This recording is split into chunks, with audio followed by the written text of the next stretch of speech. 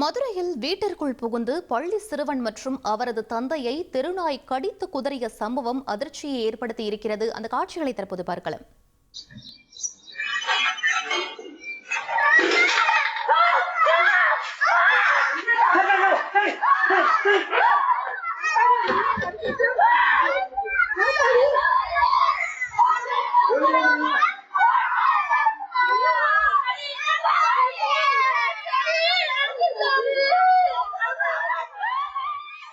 இது பற்றிய மேலும் விவரங்களை எமது செய்தியாளர் ஜெகநாத் வழங்க கேட்கலாம். வணக்கம் ஜெகநாத், என்ன நடந்தது? முழு விவரங்கள் என்ன?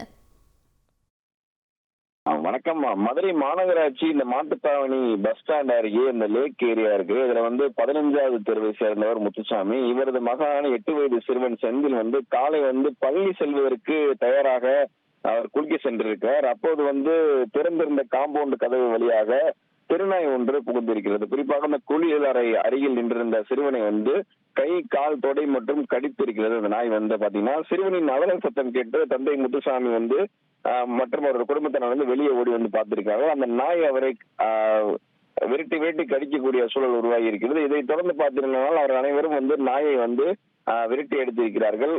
சிறுவருக்கு கை மற்றும் காலில் ரத்தம் பாத்தீங்கன்னா வர தொடங்கி இருக்கிறது. பின்னர் நாய் அங்கிருந்து ஓடிக்கொண்டிருந்த நிலையில அங்கிருந்தவர்கள் பார்த்தனால் இந்த சம்பவத்தை குறித்து அதிர்ச்சி அடைந்திருக்கிறார்கள். பின்னர் தகவல் பேரில் மதுரை மாநகராட்சி சுகாதாரத்துறையில் நாய் பிடிக்கும் நபர்களுக்கு தகவல் தெரிவித்த பின்பு சுமார் 1 மணி நேரம் போராடிய பின்பு அவர்கள் நாயை பிடித்திருக்கிறார்கள். படுகாயமடைந்த சிறுவன் மதுரை அரசு மருத்துவமனையில 3 இடங்களில் தையல் போட்டு அவர் சிகிச்சை அளிக்கப்பட்டு ஊசி போடப்பட்டிருக்கிறது. மேலும் தந்தை முத்துசாமிக்கும் தடுப்பூசி போடப்பட்டிருக்கிறது.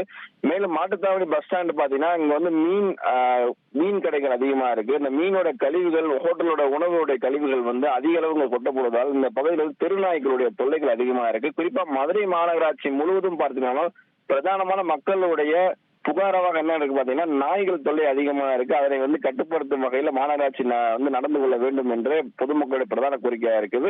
தற்போது இந்த சம்பவத்துடைய சிசிடிவி காட்சியை பார்க்கும்போது ஒவ்வொரு வீட்டில் இருக்கக்கூடிய பெற்றோர்கள் தற்போது பயத்துடன் அதிர்ச்சியுடன் இருக்கிறார்கள் என்பது குறிப்பிடத்தக்கது. விவரங்களுக்கு நன்றி ஜெகநாத். ட்ரெண்ட ஃப்ரெண்ட் ஆக்கிக்கோங்க. தந்தி டிவியின் சப்ஸ்கிரைபர்ஸ் அண்ட் ஃபாலோவர்ஸ் குடும்பத்துல நீங்களும் இணையுங்க.